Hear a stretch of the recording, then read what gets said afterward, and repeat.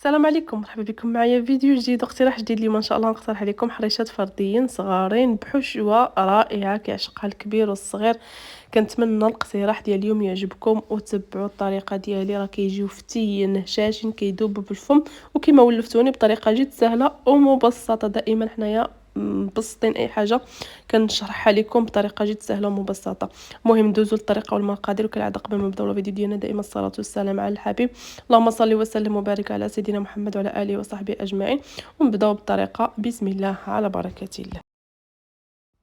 نبداو بسم الله على بركه الله. كنجيب هنا اناء كنضيف فيه 3 ديال الكيسان ديال السميده اللي كندير بها الحرشه العاديه البسبوسه.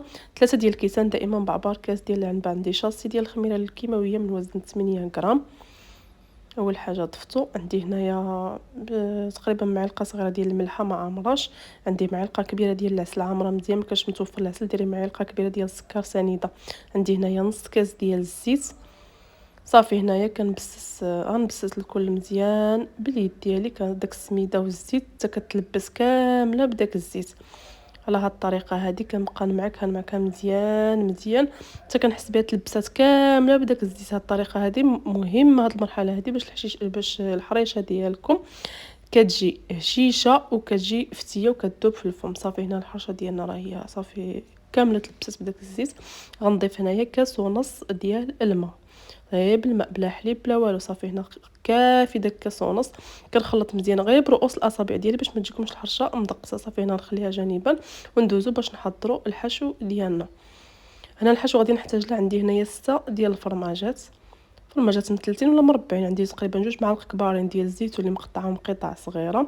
كان عندكم البنات الزعتر ضيفوا الزعتر، انا صراحه ما توفرش عندي ما درتوش. صافي وكنخلطهم. والزعتر كيعطي صراحه واحد المذاق زويون بزاف بزاف. صافي هنا كنخلطهم مزيان بهذه الطريقه هذه حتى يندمجوا داك الجبن مع الزيتون. صافي هذه هي الحشوه ديالنا بسيطه سهله وراه كتجي لذيذه بزاف بزاف. صافي هنا ندوزو باش نشكلوهم. صافي كنخليهم يرتاحوا على ما كنوجدوا الحشو ديالنا وكنبداو نشكلوا فيهم. هنا بالنسبه للقياس انا جبت هنا هاد المغطيه هذه ديال القرعه ديال الشكلاط. الا كان عندكم داك السيركل ديال الحرشه ديروه. صافي هنا كنبقى نشكلهم غير بيديا. زعما عيني ميزاني ما كنعبرهم ما والو. كندير فيهم قليل من الحشو وكنغلقهم بهذا الشكل هذا. كنلويهم مزيان وكنفندهم في السميده. صافي وكنديرهم في داك الغلاقه ديال القرعه وكنقادهم مزيان وكنحطهم في واحد بلاطو ولا اي حاجه كانت حدايا نحطهم فيهم اللي مرشوشه بالسميده ولا غير فوق في سطح العمل. حطوهم ورشوا السميده وحطوهم. هنا كذلك الثانيه نفس الشكل كنديرها في داك الغلاقه ديال القرعه وكنحطها.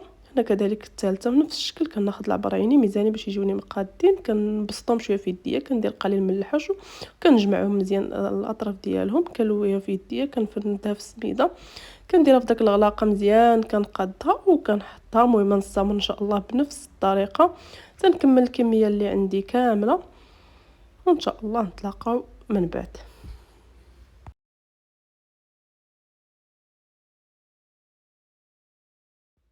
هنا من بعد ما عمرت هذا البلاطو هذا صافي بقات لي داك الكميه نخليها وندوز نشعل على المقله ديالي ونبدا نطيبهم. وانا كنطيبهم ونكمل داك الشيء اللي بقى لي تما.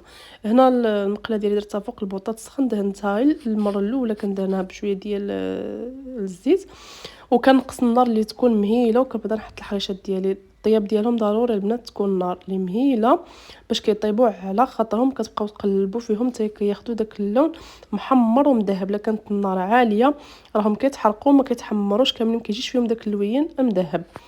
المهم المرحله ديال الطياب راه ضروري مهمه.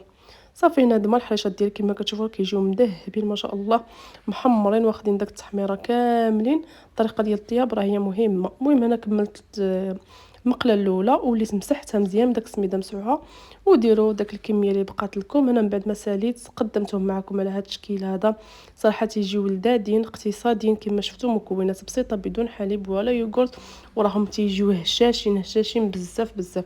كنتمنى ان شاء الله تجربوهم ولا جربتوهم. خليوا لي الاراء ديالكم في التعاليق. راهم كيجيو لذاذين تيعشقهم الكبير والصغير. مكونات بسيطه واقتصاديه وتيبغيهم الوليدات بزاف بزاف. انا قطعت معكم باش تشوفوا كي كيجيو من الداخل دايرين. الفيديو ديالنا وصل للنهايه ديالو. نضرب لكم موعد ان شاء الله في الفيديو الجاي.